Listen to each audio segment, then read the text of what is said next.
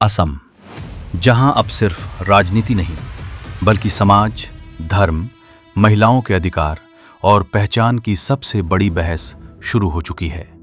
मुख्यमंत्री हिमंत बिस्वा शर्मा एक ऐसा कानून लाने जा रहे हैं जो शादी, तलाक, विरासत और यहां तक कि लिव इन रिलेशनशिप तक बदल सकता है। कुछ लोग इसे महिलाओं के लिए ऐतिहासिक कदम बता रहे हैं, तो कुछ लोग इसे संस्कृति और धार्मिक पहचान पर हमला मान रहे हैं।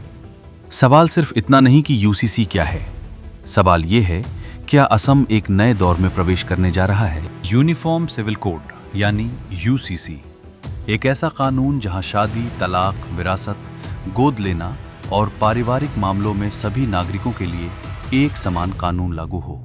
अभी भारत में अलग अलग धर्मों के लिए अलग अलग पर्सनल लॉज मौजूद हैं, लेकिन यूसीसी का विचार कहता है एक देश एक नागरिक कानून। भारतीय संविधान के आर्टिकल 44 में भी इसका उल्लेख किया गया है। अब असम सरकार इसी दिशा में बड़ा कदम उठाने जा रही है। रिपोर्ट्स के अनुसार असम सरकार द्वारा प्रस्तावित यूसीसी बिल में कई बड़े बदलाव शामिल हो सकते हैं, जैसे सभी विवाहों का अनिवार्य रजिस्ट्रेशन, पॉलगामी यानी एक से अधिक शादी पर रोक, महिलाओं को बराबर विरासत अधिकार, लिव इन रिलेशनशिप्स के लिए कानूनी नियम और चाइल्ड मैरिज पर सख्त नियंत्रण। सबसे महत्वपूर्ण बात, सरकार ने संकेत दिए हैं कि ट्राइबल कम्युनिटीज और 6th शेड्यूल एरियाज को इस कानून से बाहर रखा जा सकता है ताकि उनकी पारंपरिक पहचान सुरक्षित रहे। रिपोर्ट्स के अनुसार असम के प्रस्तावित यूसीसी में लिव इन रिलेशनशिप को लेकर भी सख्त नियम शामिल किए जा सकते हैं। अगर कोई पुरुष लिव इन रिलेशनशिप में रहने के बाद महिला को उसकी सहमति के बिना छोड़ देता है तो उसे भरण पोषण देना पड़ सकता है। इतना ही नहीं, लिव इन रिलेशनशिप से जन्मे बच्चों को कानूनी रूप से वैध माना जा सकता है। और सबसे बड़ा बदलाव, अगर कोई जोड़ा लिव इन रिलेशनशिप में रहता है तो उन्हें इसकी जानकारी उप पंजीयक यानी सब रजिस्ट्रार को देनी पड़ सकती है। समर्थकों का कहना है कि इससे महिलाओं को कानूनी सुरक्षा मिलेगी, लेकिन आलोचकों के अनुसार ये निजी जीवन में सरकारी दखल को बढ़ा सकता है। यूसीसी को लेकर सबसे बड़ा समर्थन महिलाओं के अधिकारों के नाम पर दिया जा रहा है।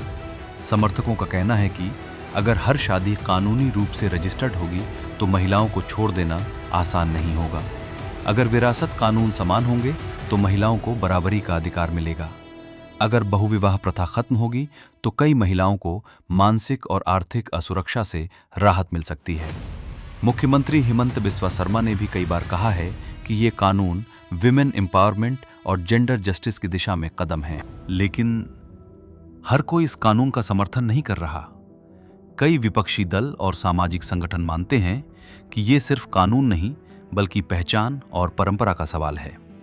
आलोचकों का कहना है कि भारत जैसे विविध देश में हर समुदाय की अपनी धार्मिक और सांस्कृतिक परंपराएं हैं। कुछ लोगों को डर है कि एक समान कानून लागू होने से उनकी धार्मिक स्वतंत्रता कमजोर हो सकती है। ट्राइबल ग्रुप्स भी अपनी कस्टमरी प्रैक्टिसेस को लेकर चिंतित हैं। इसीलिए सरकार ट्राइबल एग्जेम्पशंस की बात कर रही है। सोशल मीडिया पर यह मुद्दा अब आग की तरह फैल चुका है। एक तरफ लोग लिख रहे हैं एक देश एक कानून, तो दूसरी तरफ लोग पूछ रहे हैं क्या हमारी पहचान सुरक्षित रहेगी? कई महिलाएं खुलकर समर्थन कर रही हैं, जबकि कई लोग इसे राजनीतिक पोलराइजेशन बता रहे हैं। असल में यूसी अब सिर्फ एक बिल नहीं रहा, ये असम के भविष्य की बहस बन चुका है। हिमंत बिस्वा शर्मा खुद को एक मजबूत और निर्णायक नेता के रूप में पेश करते हैं। बहुविवाह प्रथा बंद, मदरसा रिफॉर्म्स, इल्लीगल इमिग्रेशन मुद्दा और अब यूसीसी, इन सब के जरिए उन्होंने खुद को एक एग्रेसिव रिफॉर्मिस्ट लीडर के रूप में स्थापित किया है।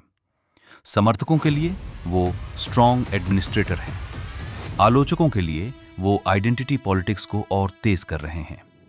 लेकिन एक बात तय है, आज असम की राजनीति में यूसीसी सबसे बड़ा मुद्दा बन चुका है। तो क्या यूसीसी सच में महिलाओं के लिए न्याय लाएगा? क्या ये असम को एक समान कानूनी व्यवस्था देगा, या फिर ये आने वाले समय में और बड़ा सामाजिक विवाद बन सकता है? इसका जवाब अभी किसी के पास नहीं है, लेकिन इतना तय है, असम एक ऐतिहासिक मोड़ पर खड़ा है और आने वाले दिनों में असेंबली के अंदर लिया गया फैसला राज्य की राजनीति और समाज दोनों को बदल सकता है।